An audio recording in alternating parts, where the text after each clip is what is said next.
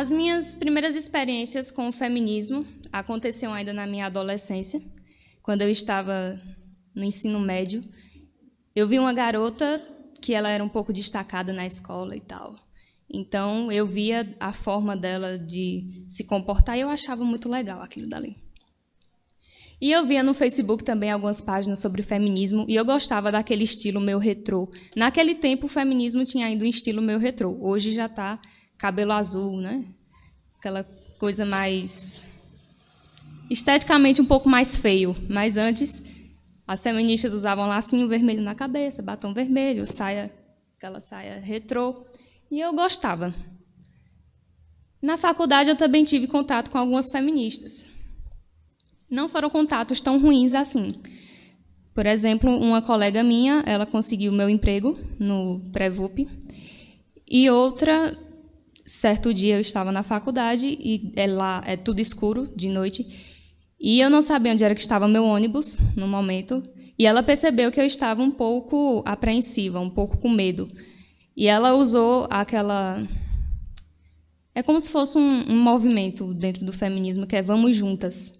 Quando ela percebe que uma garota está um pouco assustada, ela faz companhia para a garota, a feminista faz companhia para a garota, para ela ficar um pouco mais segura.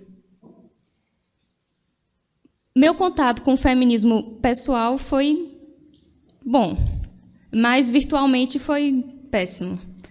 Por quê? O que foi que aconteceu? Quando eu tinha 15 anos de idade, eu me converti, certo?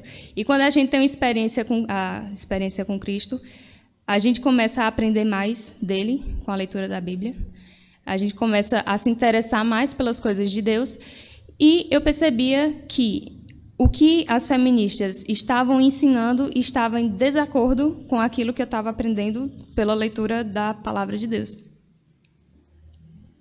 Então, o meu contato com o feminismo, assim, pessoalmente, foi bom, mas o meu contato com as moças cristãs que não eram feministas foram excelentes.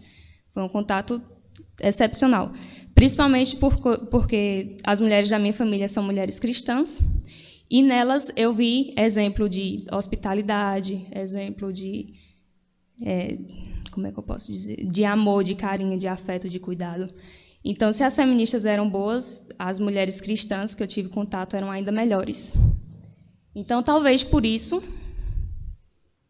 e não só por isso, mas também eu tive um convencimento intelectual de que o feminismo não era bom o suficiente para que eu acreditasse nele e para que eu virasse feminista.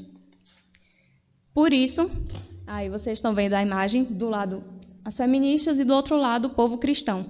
O meu contato com o povo cristão foi muito melhor, não só com as mulheres cristãs, mas também com os homens cristãos. Os homens da minha família sempre foram exemplos e eu nunca me senti reprimida, nem nada do tipo.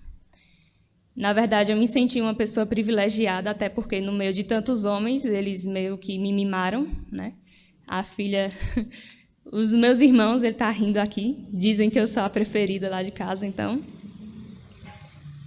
Foi isso que aconteceu. Eu descobri a minha identidade com a Igreja de Cristo. Minha identidade é ser cristã. A minha história não é a história que começou a partir do feminismo, não é a história das mulheres, mas é a história das mulheres cristãs, é a história da Igreja. Pode passar.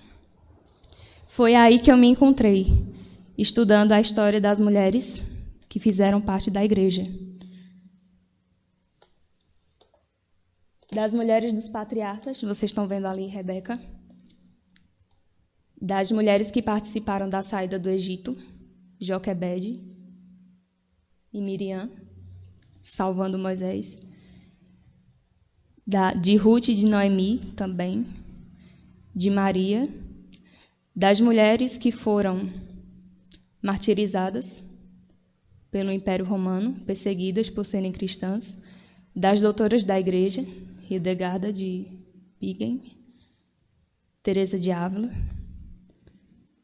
Rita de Cássia, Catarina Vambora, Margarida de Navarra, essa eu me esqueci o nome dela, mas eu tenho o nome aqui.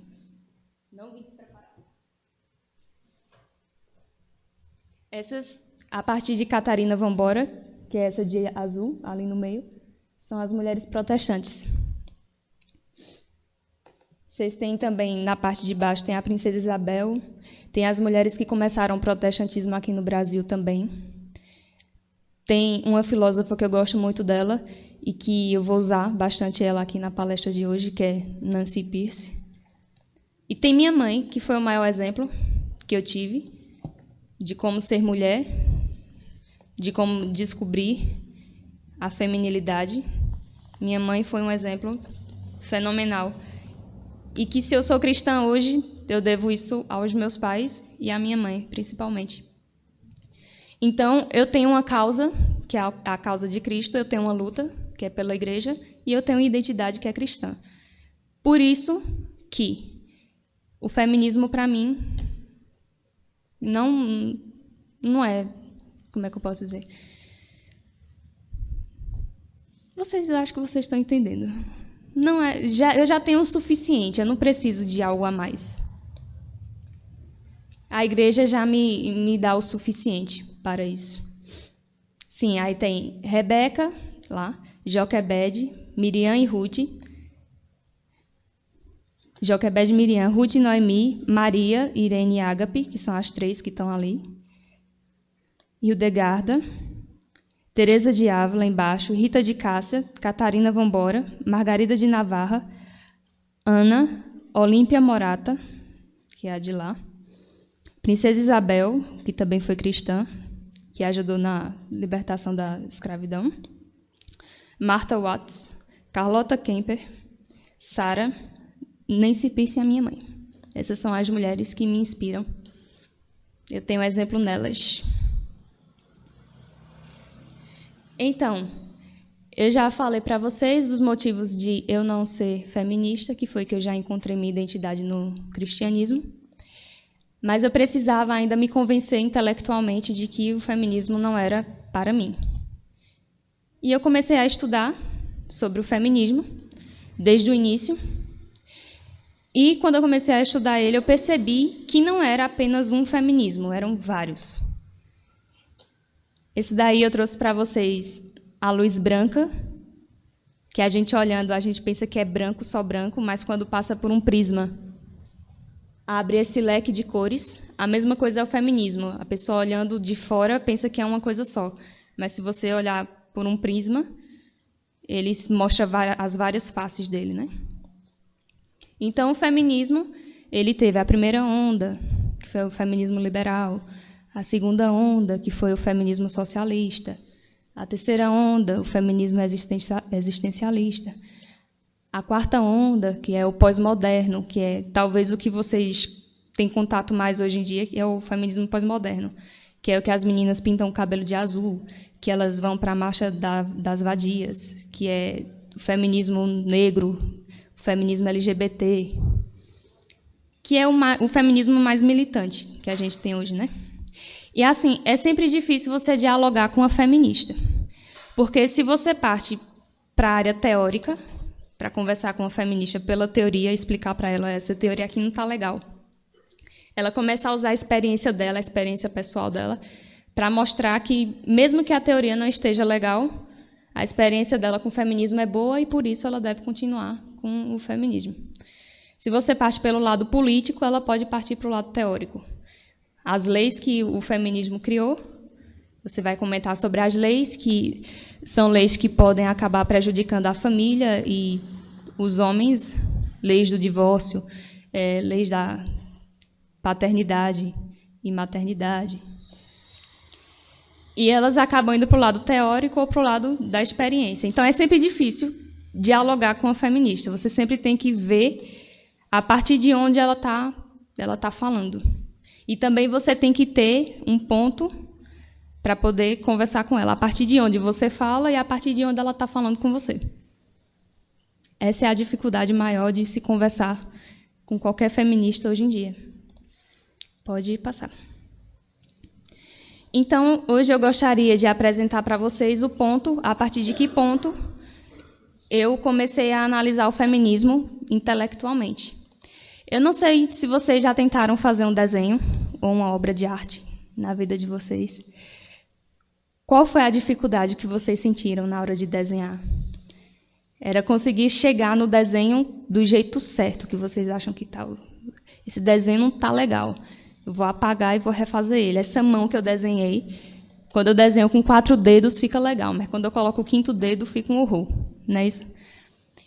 Então, o que é que acontece? Rafael, o pintor Rafael, ele também fazia os esboços dele antes de fazer o quadro. E vocês estão vendo que o esboço dele são vários desenhos.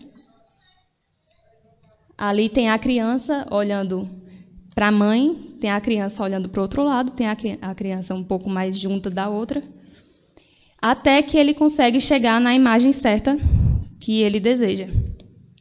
O artista ele faz isso. Em sua tela, o artista coloca, talvez, centenas de matizes e formas que lhe cumpre equilibrar até tudo parecer certo. Pode passar. E o que é que acontece? Eu gosto muito da analogia da nossa vida com a obra de arte. Eu acho muito interessante. E quem fala disso, sobre a nossa vida ser comparada a uma obra de arte, é Lewis. Por isso que eu coloquei o nome do meu gato de Lewis. Ele fala essa frase: somos, não metafórica, mas verdadeiramente uma obra de arte divina, algo que Deus está criando, com o que ele não haverá de se satisfazer, até que apresente determinado caráter. Ao fazer um desenho simples, o artista não se dedica muito. Contudo, quando se trata do grande quadro da vida, a obra que ele ama, ele irá esforçar-se infinitamente. É natural querermos que Deus nos tivesse designado um destino menos glorioso e árduo, um destino mais simples. Ao fazer isso, não estamos querendo mais amor, e sim menos. Quando a gente se contenta com uma vida sem significado, com uma vida sem propósito, com uma vida sem entender o que Deus quer de nós, a gente acaba se contentando com menos amor. E se somos criação de Deus, como está escrito lá em Efésios 2:10, somos obra-prima de Deus, Ele criou-nos de novo em Cristo. Se somos obra-prima de Deus, a gente deve ver em Deus que significado Ele quis colocar em nós. Qual é o nosso significado? A partir da perspectiva de Deus. Quando a gente quer descobrir o significado de uma obra de arte, a gente pergunta ao artista. Não é isso que a gente faz? Se você quer saber o que foi que uma criança desenhou, você pergunta para a criança. Se a gente quer saber o nosso significado e o nosso propósito de vida, a gente deve perguntar a Deus. Pode passar. E é isso que João Calvino fala no primeiro capítulo das Institutas. Ele diz que ninguém pode olhar para si sem que volte imediatamente seus sentidos para Deus, no qual vive e se move. O reconhecimento de si não apenas instiga qualquer um a buscar a Deus, mas ainda como que o conduz pela mão para reencontrá-lo. O homem jamais chega a um conhecimento puro de si sem que antes contemple a face de Deus. E dessa visão desça para a inspeção de si mesmo. Deus é o autor da mulher, Deus que criou a mulher. Se a gente quer descobrir o propósito da mulher na Terra e no universo, qual é o propósito da mulher? A gente deve perguntar para quem o criou, para quem a criou, que foi Deus. Essa é a doutrina que a gente chama de Imago Dei, a doutrina da imagem de Deus. Se somos imagem de Deus, devemos olhar para Deus para buscar nele o nosso significado. Não é isso? Se somos um reflexo daquele, imagem e semelhança de Deus, apenas conhecendo a Deus, a gente vai conseguir conhecer a nós mesmos. Então, antes de qualquer coisa, antes de analisar qualquer perspectiva, a gente deve analisar isso daqui, antes de ler qualquer tipo de filosofia, qualquer tipo de ideologia política e tentar fazer críticas, né, às leis que criaram. A gente deve estar com uma base muito firme antes de se enveredar por esse caminho. que é muito fácil se perder. A gente vai ver isso nos próximos slides. Antes mesmo de surgir o feminismo, já havia algum tipo de pré-feminismo, ou protofeminismo, como a gente chama, lá no século XVI. Esses daí são algumas pessoas que já escreviam sobre a mulher já era tema de estudos, muito antes do feminismo aparecer, embora o feminismo diga que, a partir dele, foi que as pessoas começaram a tratar a mulher como um tema. A mulher, antes do feminismo, ela era tratada com lirismo. O que é que significa isso? É que os homens, em vez de escrever um tratado filosófico do que é a mulher, os homens escreviam poesias sobre a mulher, histórias sobre a mulher, contos mitológicos sobre a mulher. E, a partir de um tempo, por exemplo, aí no século XVI, as pessoas começaram a tratar a mulher agora como um tema de estudo. Não agora um tema de estudo subordinado, como se fosse um subtópico de outros temas. Por exemplo, antes tinha o tema do amor e a mulher aparecia como se fosse um subtópico do tema do amor. A partir desses daí, a mulher começa a aparecer como um tema mesmo de análise dessas pessoas. Então, a partir daí, começou um maior destaque ao estudo sobre a mulher. Falava-se também sobre educação e matrimônio, sobre direito à herança, sobre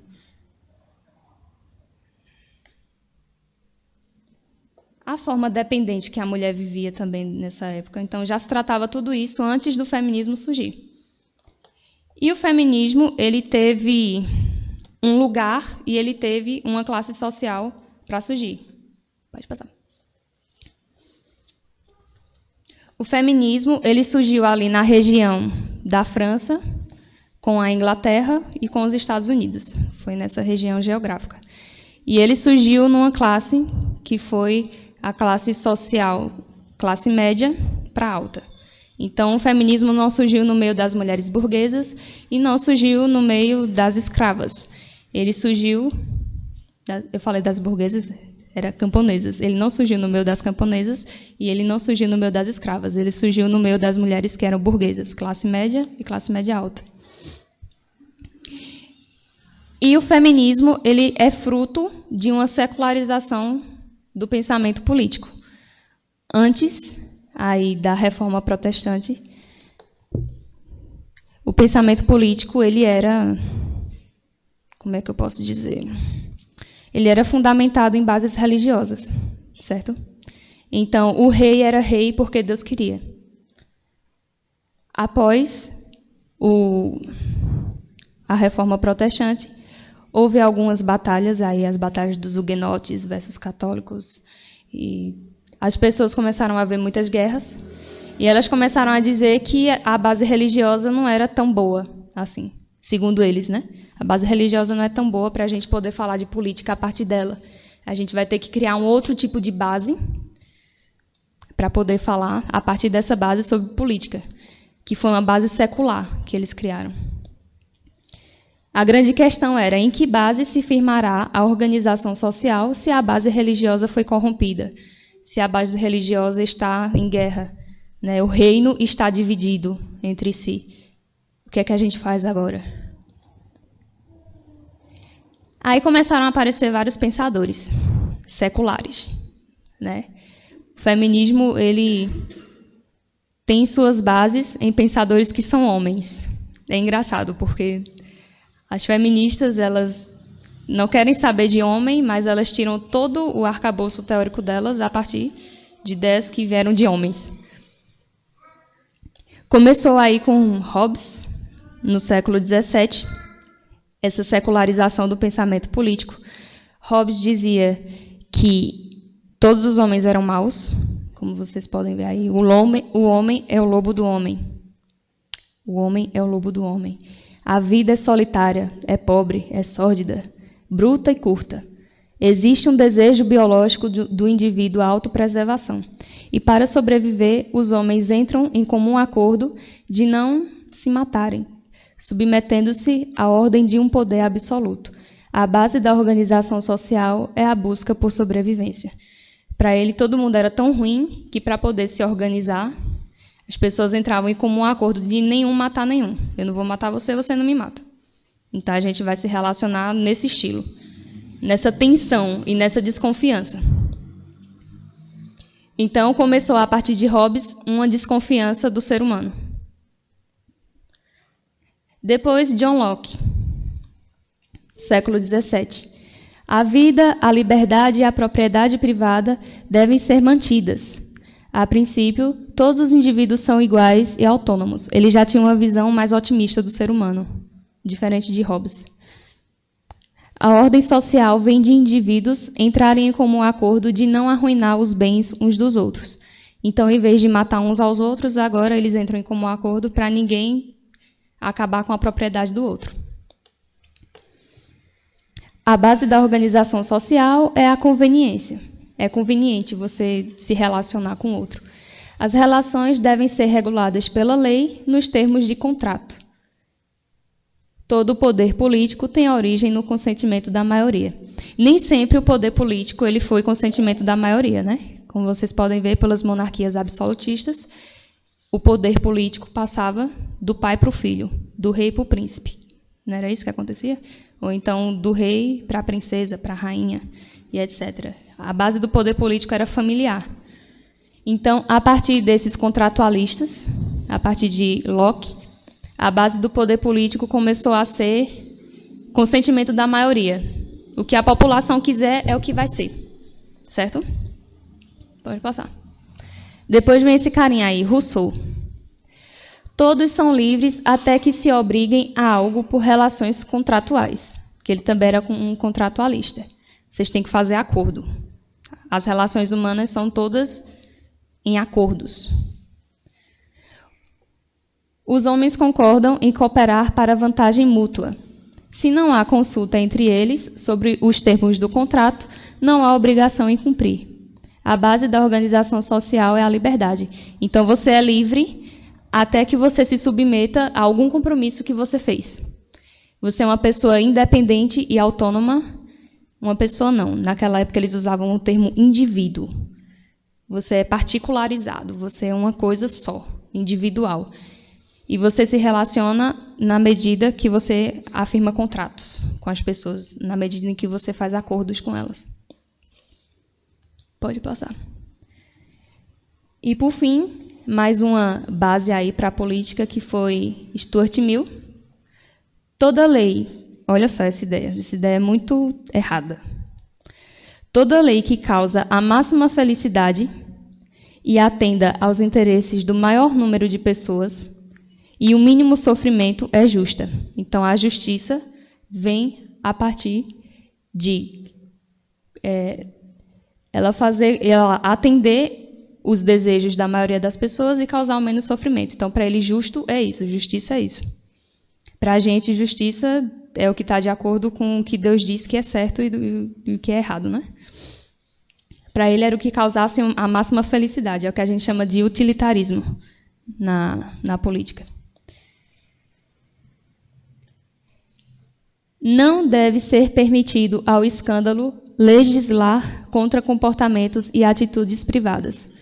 Então, não poderia haver leis que legislassem, por exemplo, sobre a prostituição, porque ela é do âmbito privado, acontece entre duas pessoas adultas que fazem um contrato entre si, como vocês viram, dois indivíduos autônomos.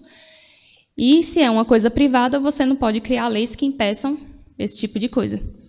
Então, a base do feminismo da primeira onda, pode passar, foram esses quatro pensadores, Hobbes, Locke, Rousseau e Stuart Mill, que todos os indivíduos são iguais, são autônomos e são livres. É só vocês trocar indivíduo aí por mulheres, colocar o nome mulheres, aí vocês têm a teoria feminista liberal.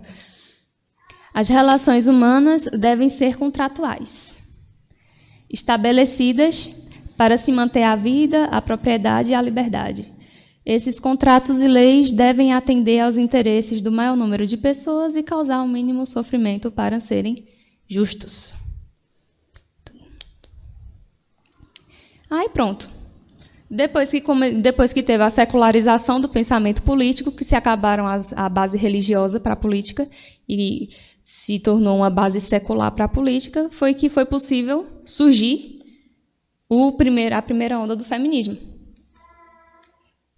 Essa moça aí, Olympe, ela escreveu a Declaração dos Direitos da Mulher e da Cidadã, e o que ela queria, com essa declaração, era estender os benefícios da democracia, que se tinha conseguido naquele tempo, para as mulheres. O que era que ela dizia? Se, a princípio, todos os indivíduos são iguais e autônomos, as mulheres são iguais aos homens e autônomas. Que é ali o princípio de Rousseau. Livres e autônomos. Se todos os indivíduos são livres, até que se obriguem a algo por relações contratuais, e é necessário haver consulta entre eles sobre os termos desse contrato, você não vai assinar o contrato se você não for consultado sobre aquele contrato. Ou as mulheres têm direito a participar na formulação das leis e dos contratos, ou não terá o dever de cumprir. Se a mulher não for participar das leis, da formulação das leis, por que é que a mulher deve cumprir as leis? Essa era a ideia.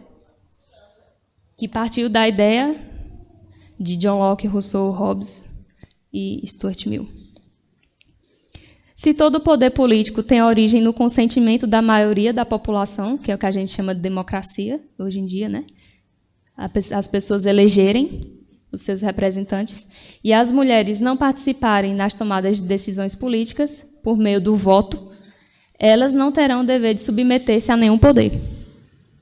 Então, a ideia do individualismo e a ideia da autonomia e da liberdade acima de tudo gerou o argumento excelente para a feminista poder formular a luta dela em cima disso. Tirou-se as bases religiosas, colocou-se base secular, os homens deram a ideia e as feministas pegaram. Isso foi na parte política. Pode passar. Se vocês tiverem alguma dúvida quanto a isso aí, é só levantar a mão e falar. Aí vem a parte da secularização do pensamento educacional.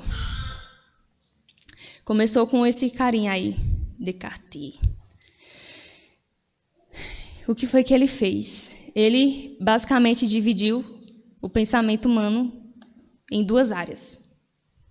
O que deveria ser um pensamento único virou dois, que é os conhecimentos objetivos.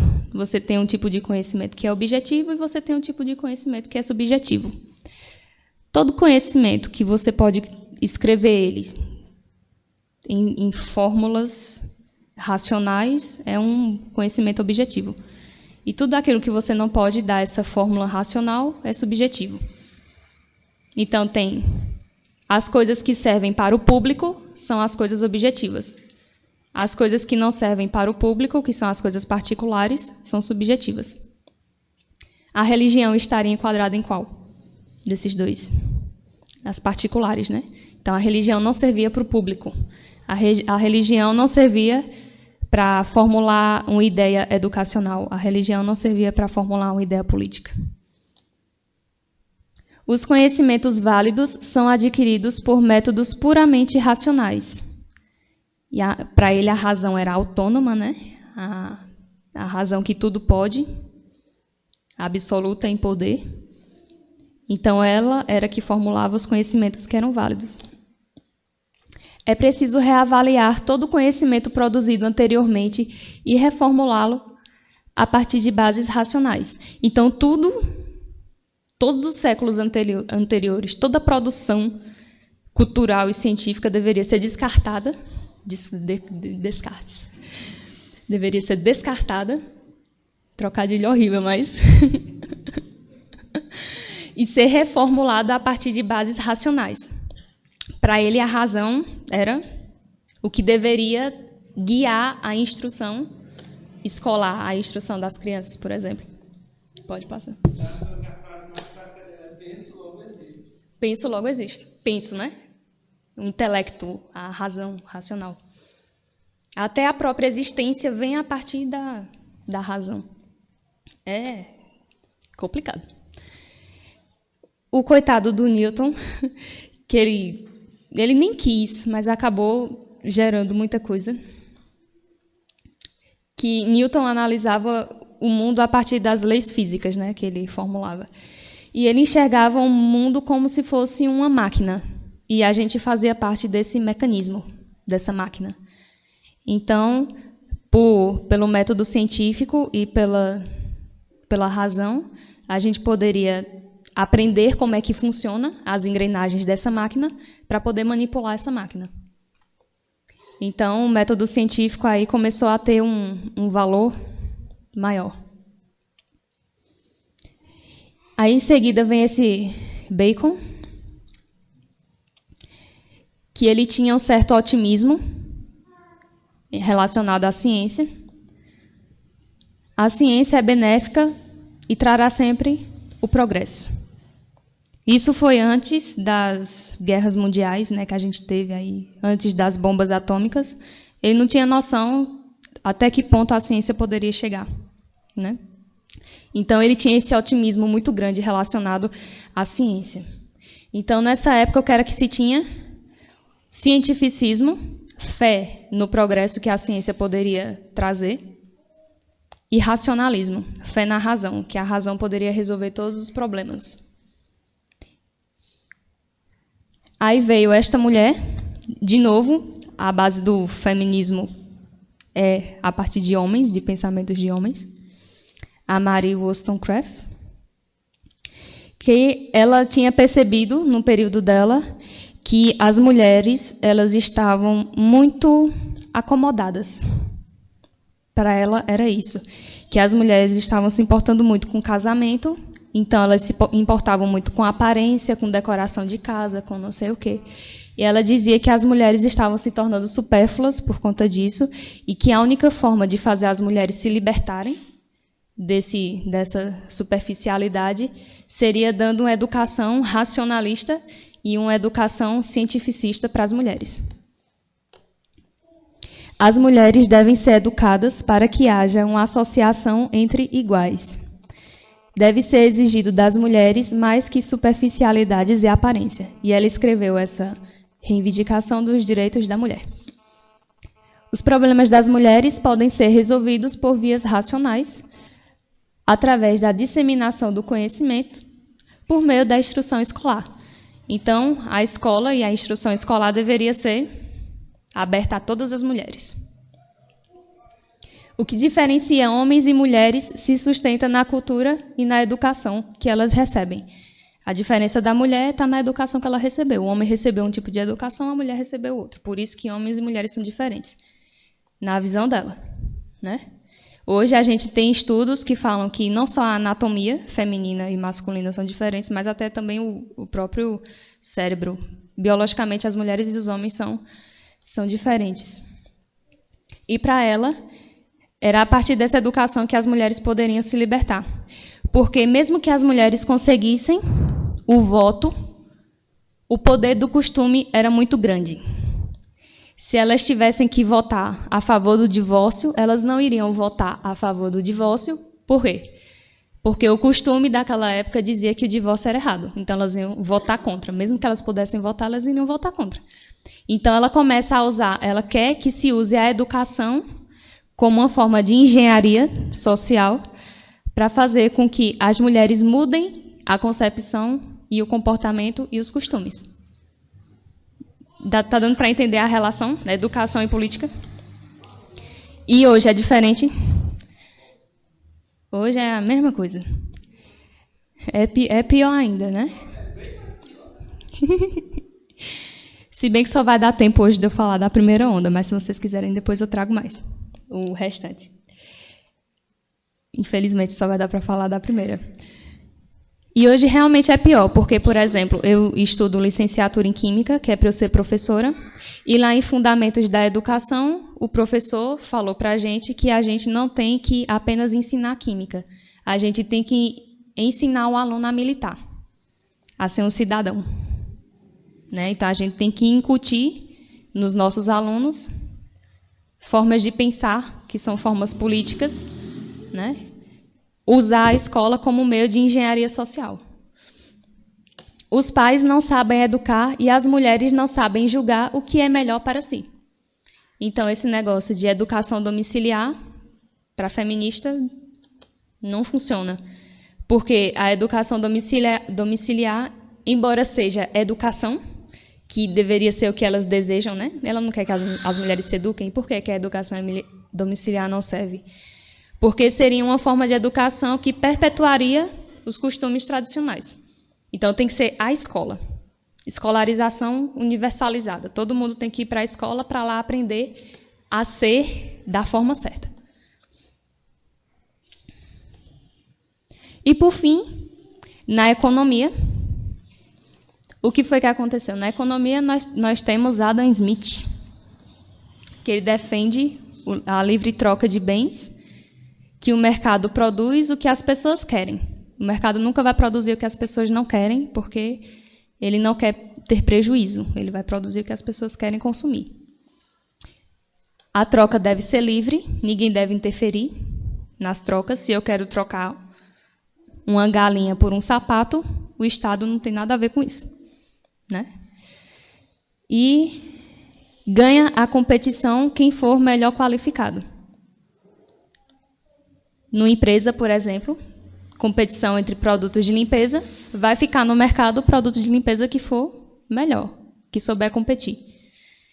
Então, a competição começou a ser a marca da prosperidade. O utilitarismo e a teoria do contrato social começam com a teoria do homem, que não é a imago Dei, né? Não é a imagem de Deus, a teoria do homem que a gente aprende lendo as Escrituras. É um outro tipo de pensamento, é um pensamento secularizado. Os homens são egoístas, são aquisitivos, e a partir desses vícios, desse egoísmo e dessa vontade de adquirir bens, é que se produz o progresso, né? São competidores, anseiam pelo prazer. Os dispositivos que a teoria democrática propõe são para mediar o egoísmo desses homens e impedir que matem uns aos outros. Então, estava muito bem as mulheres serem egoístas também. Se os homens podiam ser egoístas e competir no mercado, por que as mulheres não poderiam? Pode passar.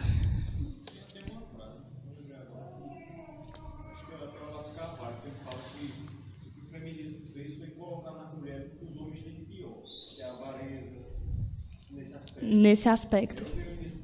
Importou tudo isso e jogou na mulher. Exatamente. A competitividade humana. Exatamente. São iguais. É tornar a mulher... Tem uma frase que é do... Agora eu me esqueci. Que é tornar a mulher um macho mal acabado. O feminismo trouxe a genial ideia de tornar a mulher um macho mal acabado. Me esqueci de quem é essa frase agora. Rodrigo, não é Rodrigo. Enfim. Só que nem sempre esse pensamento foi o pensamento econômico vigente. Na verdade, esse pensamento começou a ficar mais evidente depois da primeira Revolução Industrial. Por quê? Como era a economia antes da primeira Revolução Industrial? Onde eram produzidos os bens das pessoas? Eles eram produzidos nas casas. Uma casa era uma unidade econômica. Por exemplo, para ficar mais claro para vocês, pensem aí nos engenhos de açúcar que teve aqui em Pernambuco. Tinha a casa grande, tinha a senzala, tinha os moinhos. Então, perto de casa se produzia tudo que era necessário. Você tem a agricultura ali perto. Então, a mulher trabalhava na produção de bens, porque a produção era feita em casa. A mulher não ficava só lá, assim, olhando o tempo passar, não. Na verdade, ela trabalhava, ela adquiria as habilidades que os maridos delas... O que o marido produzia, ela tinha que saber produzir também. Outro exemplo que a gente tem hoje aqui são os famosos botecos, né? O que é um boteco? Um boteco. É você ter, tipo, como se fosse uma lojinha embaixo da sua casa. Tem até aqui, eu estava até conversando com o Álvaro e com o Khaled. Tem uma loja aqui, uma loja, acho que é uma papelaria, e do lado é uma casa. Até hoje tem isso. Então, nesse tempo também era assim. O trabalho ficava junto com a casa. A casa era uma unidade econômica. Lá se produzia bens. Lá se tinha trabalho. Então, a mulher trabalhava ao mesmo tempo em que o homem ficava em casa. Não era apenas a mulher que trabalhava, mas o homem também, ele organizava o lar. Então, quando ia fazer uma festa em casa, o homem ajudava na decoração. Ele dizia, eu quero isso, eu quero aquilo. Para receber um hóspede, o homem também tinha que organizar a casa. Ele dizia, bora colocar essa cortina, bora colocar isso daqui, não sei o quê. E, antes da Revolução Industrial, muitos livros, por exemplo, livros de culinária, eram direcionados aos homens, porque os homens ajudavam na cozinha também. Claro que eles não viravam mulher cozinhando. Eles cozinhavam como homens, não como mulheres. Então, o homem participava da casa e a mulher participava do trabalho, porque tudo era uma unidade. A família toda participava, não apenas os homens. E as mulheres trabalhavam, até os filhos ajudavam também na produção daquilo. Só que o que foi que aconteceu? Tem um exemplo antes. Por exemplo, a mulher de Lutero, Catarina Vambora. Eu comecei a rir quando eu li essa parte, esse trecho, que é de um livro sobre mulheres da Reforma. E no livro dizia assim, Catarina reformou o mosteiro e o administrou, o que veio a permitir que Lutero gozasse de relativa paz e ordem em sua vida privada. Ela dirigia e administrava as finanças da família. Eles tiveram 6 filhos, ou seja, eram 6 filhos, junto com administrar as finanças, cuidavam de uma parente que era doente e ainda de mais 6 crianças que eram órfãs. 12 crianças com a parente doente, com as finanças. Tinha um cachorro também, recebia hóspedes, visitantes em trânsito, né? Nessa época tinha muito, estudantes. Ela tinha uma horta, ela tinha um orquidário, ela confeccionava material para pescaria. Não só esse tipo de material. Naquela época não tinha nem lâmpada, né? Quem era que fazia as velas para o pessoal poder usar, os candeeiros, de onde era que se buscava material para fazer fogo. Ou seja, era muito trabalho que tinha naquela época.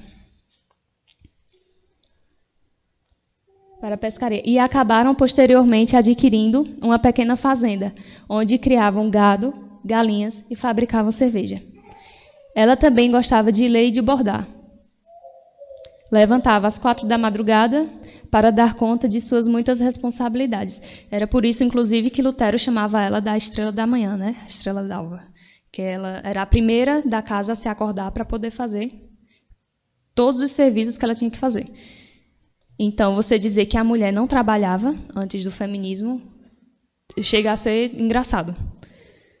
Principalmente por esse exemplo aí dessa mulher. E de várias outras, porque sempre foi assim. Pode passar. E os homens? Como eram a questão dos homens antes da Revolução Industrial? Os homens, eles tinham o que se denominou, nos estudos, de masculinidade comunal. O que é uma masculinidade comunal? Ele sacrificar os interesses particulares dele para representar os interesses do todo. Então, os homens eles tinham esse dever de sacrificar os próprios interesses pelo interesse da família, pelo interesse da nação. O homem devia classificar o dever dele acima da ambição pessoal. Então, essa era a masculinidade comunal. Um exemplo, eu gostei muito desse filme, que é o filme do Patriota, qual foi a grande questão do filme? É que ele, o Patriota, esse rapaz aí, vocês estão vendo na foto, ele não queria trazer a guerra para os Estados Unidos para que essa guerra não afetasse as famílias que tinham ali. Então, ele não queria trazer a guerra para a própria casa dele. Ele queria proteger a família dele. Ao mesmo tempo que os filhos dele também tinham esse aspecto de masculinidade comunal, e esses filhos achavam que o dever do homem daquela época era proteger a nação, era conquistar a independência. Então, foi meio que um conflito entre masculinidade comunal que defendesse o interesse da família e que defendesse o interesse da nação. Os próprios filhos dele já tinham esse espírito de masculinidade comum, de comunidade. Mas o que foi que aconteceu? Com a Revolução Industrial, houve uma mudança muito drástica, porque o trabalho já não era mais realizado em casa. Ele era realizado fora de casa. Não era mais um trabalho familiar, era um trabalho individual. As relações não eram mais relações familiares, de família, que o pai ensina para o filho o que é que ele faz. Eram relações a partir de salário. O patrão paga e você faz o serviço. As tomadas de decisões não eram comunitárias. Eram tomadas de decisões a partir do proprietário da indústria. Ele dizia o que deveria ser fabricado e os funcionários fabricavam. Trabalho setorizado. Cada pessoa ficava responsável por um setor.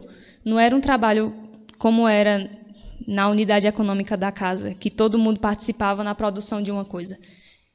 Era cada pessoa no seu setor produzindo uma parte daquela coisa, que depois juntava e virava o que se queria, o produto que você queria. Era o trabalho fora de casa, estruturado pelo relógio e regularidade das máquinas. Antes, o trabalho ele era regularizado de acordo com as estações do ano, por exemplo, de acordo com a colheita que se tinha.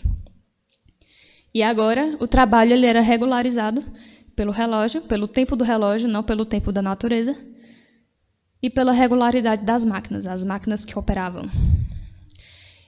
Então, o trabalho começa a ser realizado fora de casa.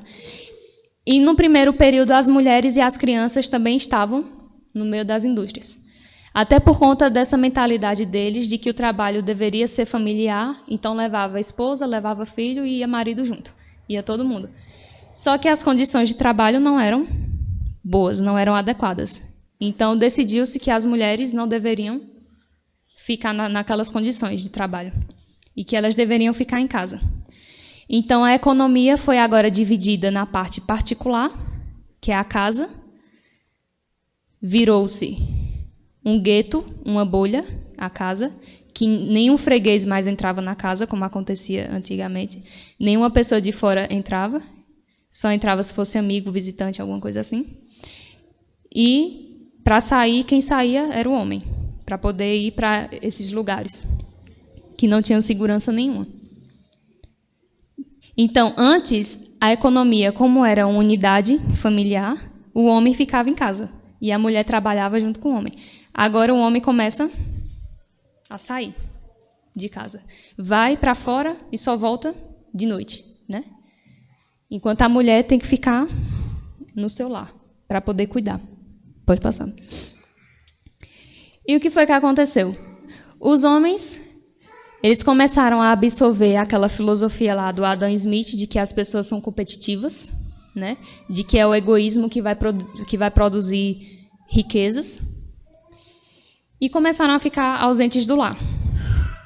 Então, antes tinha a masculinidade comunal, que era aquela masculinidade sacrificial, aquela masculinidade que colocava o dever acima de tudo e o bem de todos acima de tudo.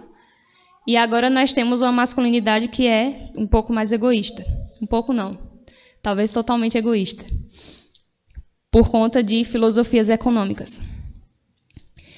E as mulheres começaram a se tornar dependentes, não trabalhavam mais, trabalhavam em casa, mas não produziam, como se produzia na indústria, e detentoras das virtudes.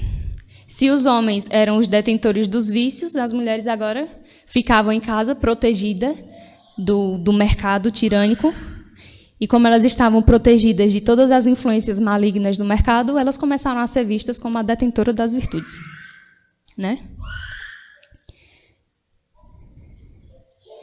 É para cima. É essa daí. E aí começou a se criar uma ideia de maternidade republicana. O que era a maternidade republicana? Se as mulheres eram as detentoras das virtudes, elas tinham que começar a educar os homens. já que os homens eram os detentores dos vícios. Que não era assim antes, né? Pelo contrário. E aí vieram várias mulheres, aí começaram a fazer reuniões, e elas diziam que tinham que levar as virtudes do lar para fora de casa. Elas tinham que melhorar o mundo e o público de alguma forma. Então, começou a se criar associações de mulheres contra a escravidão, associação de mulheres em defesa da criança, associação de mulheres em defesa do pobre e do necessitado. Não é que isso seja ruim, mas é que isso partiu de uma ideia errada do outro, do homem. Se um homem é ruim, nós que somos mulheres agora temos o dever de melhorar o mundo que o homem deixou ruim. Vocês estão entendendo? Os homens devem devolver à mulher o seu direito à propriedade e permitir à mulher... Ah, meu Deus. Ficou meio estranho isso daí. Mas o que elas diziam era que as mulheres na igreja tinham uma posição subordinada. E que os homens deveriam permitir que as mulheres, inclusive, pregassem. Então, o feminismo não afetou apenas a política, a economia e a educação. O feminismo também acabou afetando a própria igreja. As mulheres agora querem cargos de liderança porque elas se acham detentoras da virtude, né? Não existem homens... Isso é muito falado em grupos de feministas, inclusive em grupos cristãos, né? É porque não existe homem suficientemente bom que as mulheres devem assumir a liderança das coisas. Não é isso que se fala? Muito? Então, foi essa ideia de que as mulheres são detentoras das virtudes e que elas devem sair para o público para poder melhorar o universo. Pode passar. E vocês podem observar isso na diferença, essa característica, nas diferentes obras cinematográficas que a gente tem. Não sei se vocês já assistiram aí os filmes da Jane Austen. Maravilhosos, né? Esse é o verdadeiro exemplo da masculinidade comunal, antes da Revolução Industrial. Olha esses homens da Jane Austen. Jane Austen. Eram o Sr. Darcy, Sr. Wentworth, Knightley. Eram os homens que corrigiam as mulheres. Essa cena aí, essa última cena, é ele corrigindo o egoísmo dela. O de cima, ele consegue recuperar a casa da mulher. O outro de cima, ele também consegue fazer coisas que beneficiam a família da Elizabeth. Então, era um homem que ele colocava o dever acima de tudo, o bem familiar acima de tudo, e que ele tinha esse espírito de sacrifício. E agora, o que é que a gente tem para as meninas assistirem? Temos a Bela e a Fera. Olha como o homem é retratado. É uma fera que a mulher tem que domar, né? Temos o Tarzan. A mulher tem que civilizar o homem. Toda a responsabilidade agora está nas costas das mulheres. Nós temos a própria filha ensinando para o pai. Já viu? Como é que saiu de Sr. Darcy para Homer Simpson?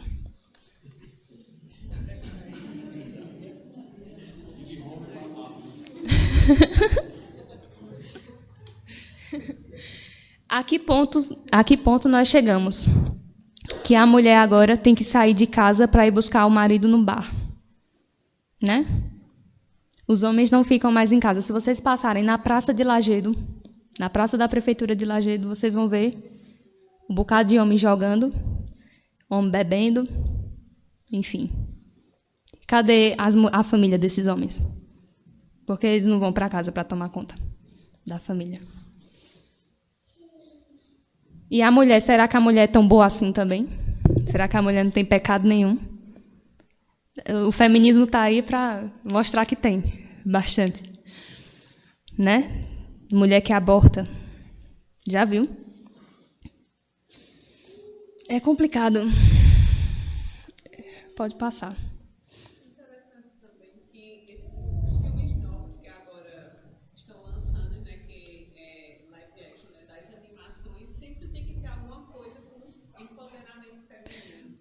Vingadores. Nós fomos assistir Aladdin. Aí Aladdin, sem mais nem menos, no final muda um pouco, porque, como é o nome dela, Jasmine, se casava com Aladdin que virava sultão. E no filme, ela que se torna sultana. Pra mostrar que a mulher tem o poder de conduzir seu povo e o poder de escolha. Ela mostrava isso, ela tem o poder de escolha. A mulher que é a detentora das virtudes, então ela sempre tem essa pegada. Inclusive, a literatura produzida pelas mulheres nessa época, em que se colocou elas como as detentoras das virtudes, eram sempre literaturas voltadas para a personagem feminina que recuperava o homem que era totalmente decadente e decaído. Ela era a salvadora do cara, ela fazia o cara mudar de alguma forma. Até hoje, as adolescentes têm esse impulso de querer se relacionar com homens que não são homens virtuosos, e elas acham que, de alguma forma, vão conseguir mudar o homem, consertar o cara, mudar o caráter do homem. Então, antes era exigido do homem responsabilidade, dever, sacrifício, e depois começou a ser exigido do homem que ele fosse competitivo, egoísta, rústico, enfim. E os homens ficaram contentes com isso? De que agora só a virtude pertencia à mulher? Quando a mulher tentava educar o cara, o que era que ele dizia? Você não vai me tornar afeminado, né? Porque ser educado é ser afeminado. Se a virtude é da mulher e você é educado, você está se tornando afeminado. Aí é complicado. É muito complicado. Até que veio um cara chamado Charles Darwin, com o darwinismo dele, teoria da evolução, e começou a história de que a mulher pode até ser a detentora da virtude, mas evolutivamente ela é menos evoluída. Se for tomar esse conceito de evolução, a mulher, por não ter saído para fora, por não ter batalhado, por não ter feito nada do lado de fora, os homens são mais resistentes, os homens são mais inteligentes, os homens são mais isso. Então, não ficou por baixo. Os homens não ficaram por baixo das mulheres. Também teve essa questão de colocar o homem acima da mulher. E daí começou o quê? Começou a necessidade da mulher sair de casa para que ela se adaptasse ao ambiente, para que ela se tornasse competitiva como os homens, egoístas e produtoras de bens e de progresso. E também começou essa chamada aí Era de Ouro da domesticidade. O que foi isso? Para a mulher poder sair de casa, ela tinha que, de alguma forma, equipar a casa dela com produtos que permitissem ela ganhar mais tempo para que ela possa sair. Então, começou a questão do fogão, da máquina de lavar, de não sei o quê. E tinha muita propaganda em cima disso. A questão de ser do lar não estava mais envolvida com a questão familiar, mas com a questão de consumir produtos. A domesticidade era exaltada nessa época, mas era uma domesticidade que era voltada a consumir produtos domésticos, máquinas, cafeteiras, não sei o quê. Será que hoje não tem isso? Continua tendo do mesmo jeito, né? Se vocês forem ver vídeos do YouTube de mulheres mostrando como é que elas usam aspirador de pó da casa delas, vocês vão ver o tanto de visualização que tem aquilo dali. Por isso que é difícil você se perder nesse meio. Porque mesmo que você queira ser a dona de casa, você pode acabar indo para esse lado consumista. De só querer ser dona de casa porque tem uma comunidade de pessoas, que essas pessoas gostam de compartilhar experiências com equipamento doméstico, com decoração, com não sei o quê. E a parte que é importante, que é tornar o lar um ambiente de paz, que é tornar o lar um ambiente propício para a educação dos filhos, que é tornar o lar um ambiente de amor, fica relegado. Pode passar. Por último, como é que a gente responde enquanto cristã? como eu falei para vocês, não daria tempo de eu falar de todos os feminismos, que a gente ia ter que começar a falar do feminismo socialista, do feminismo existencialista, que é outros teóricos, outras coisas. Então, eu vou finalizar mostrando uma base de onde a gente pode partir para poder fazer uma crítica a esse feminismo liberal que aconteceu aí. Primeiro ponto é a gente trazer a ideia de volta de que a mulher ela é a imagem de Deus, primeiramente. Lá em Gênesis fala que Deus criou o homem e criou a mulher à sua imagem e semelhança. Então, é importante trazer de volta esse pensamento de que a mulher é a imagem de Deus e de que ela deve buscar em Deus aquilo que vai formar a sua personalidade e a sua identidade, e não buscar no feminismo e não buscar em outras bases seculares, como as feministas buscavam e buscam até hoje. Não devem buscar os seus pensamentos em Rousseau, em Smith, em Wollstonecraft, em Locke, não. Deve buscar. Seu pensamento deve estar pautado na Bíblia. Que a mulher deve desenvolver sua feminilidade de forma integral. O que seria a mulher desenvolver sua feminilidade de forma integral? É ela saber falar como mulher, se comportar como mulher, cozinhar como mulher. Como é que uma mulher cozinha? Como é que uma mulher penteia o cabelo? Tem formas. Como é que a mulher escreve? Como é que a mulher se comporta diante do homem? Da mesma forma, os homens também deveriam fazer isso. Tem uma forma masculina de cozinhar? Tem. E os homens tem uma forma masculina de cortar um cabelo? Tem. Os barbeiros estão aí para demonstrar que é possível. Você não acabar pegando e se tornando feminino. E nem você se tornar masculina na hora que você for trabalhar, na hora que você for para a academia, na hora que você for fazer qualquer tipo de atividade.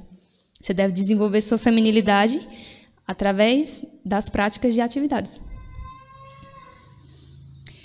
As relações sociais não devem ser mais baseadas naquilo que John Locke falou, que Rousseau falou, que Hobbes falou. Não. A gente deve buscar a base das relações sociais na Trindade. Por quê? Porque se a gente é imagem e semelhança de Deus, e Deus é trino, Deus é 3 pessoas, essas 3 pessoas se relacionam, a gente deve buscar se relacionar, porque Deus também se relaciona. As 3 pessoas da Trindade se relacionam. Então, é inerente do ser humano se relacionar. Não é inerente do ser humano ele ser um ser particularizado e um ser individual, né? O ser humano é um ser pessoal. É diferente você ser um ser pessoal, que é aquele que se relaciona, é da sua natureza se relacionar, porque você é a imagem de um Deus que se relaciona, do que você ser um indivíduo, que você não precisa de relações, que você só faz suas relações porque você quer, e não porque é da sua natureza se relacionar. Onde é que a gente pode buscar exemplo de relações que, ao mesmo tempo que você se relaciona, você mantém a sua personalidade? Na igreja. A igreja é um exemplo de unidade na diversidade. Vocês estão vendo aqui. São várias pessoas diferentes, mas que têm um projeto só. Não é isso? Uma luta só. É na igreja. Por isso que a igreja deve ser exemplo, né? Para que a gente possa mostrar, olha, esse aqui é um modelo que a gente quer para a sociedade. É o modelo da igreja. Personalidade, né? São 3 pessoas, é Deus o Pai, Deus o Filho, Deus o Espírito Santo. Cada um é uma pessoa. Não se junta tudo para formar uma coisa só. Cada um é uma pessoa. Por isso, cada pessoa tem a sua personalidade. Apesar de se relacionar, ela mantém sua personalidade. Ela não vai deixar de ser quem ela é porque ela está participando de uma comunidade. O feminismo de segunda onda é exatamente isso. A pessoa deixa de ser quem é para participar de um coletivo e virar uma coisa igual a todas. É difícil. O matrimônio deve ser a partir de contrato? Olha, eu sou muito bem, estou muito bem resolvida autonomamente e eu vou me casar com você porque Você também é uma pessoa resolvida autonomamente. Nós vamos firmar esse contrato e qualquer coisa a gente quebra esse contrato. Será que é assim? Não, o matrimônio da gente deve refletir Cristo e a igreja. A igreja depende de Cristo, né? É uma relação de dependência. O marido e mulher devem ser interdependentes. Cristo abandonaria a igreja? Não. Óbvio que não. O trabalho. Como é que a mulher deve enxergar o trabalho? A partir dessa pequena expressão, mandato cultural. Quando a gente estuda sobre a Imago Dei, tem até um livrozinho de um pastor presbiteriano, Paulo Anglada, que ele escreveu sobre a Imago Dei.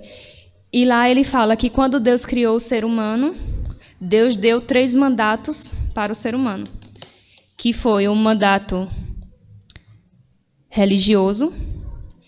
O que era que significava o mandato religioso? Que o ser humano deveria ter relações com Deus, né?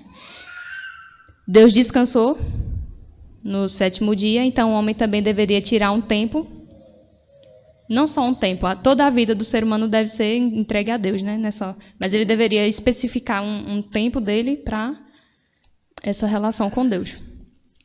Mandato religioso, mandato familiar, que é que os seres humanos têm que se unir e formar descendentes, e o mandato cultural, que é o quê? Dominar sobre a terra. De que forma é que a gente domina sobre a terra? Trabalhando nela. E esse mandato cultural não foi apenas para os homens, as mulheres devem trabalhar. Catarina Vambora trabalhava. Mas será que deve ser um trabalho em que você vai deixar seu filho em casa desamparado? Que você vai simplesmente sair? É por isso que é complicado. Porque a gente tem que ter algum economista cristão. Eu oro a Deus para que Deus envie um economista cristão que mostre uma espécie de economia que se possa ser praticada em casa e que você não precisa abandonar os seus filhos. Não só a mulher, mas também o homem, que o homem também deve educar os filhos em casa. Que não precise se abandonar a família, nem se separar a família na parte particular e pública, mas que mantenha a família unida. Onde é que a gente vai encontrar esse economista? A gente está procurando ainda. Quem faz economia...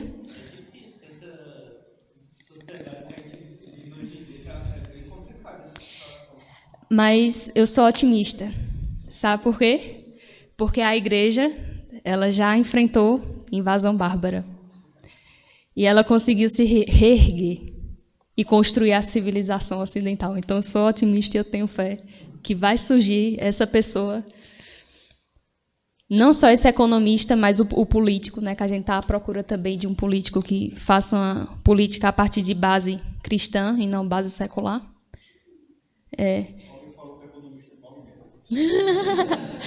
A gente precisa de educadores que criem uma educação a partir que não seja mais de bases racionais e cientificistas, mas que sejam a partir de bases cristãs. Olha aí a educação lá embaixo. Tem que ser uma educação holística, que trate a pessoa como um ser integral, um ser que não é compartimentado e dividido, mas um ser que todas as partes fazem parte dele.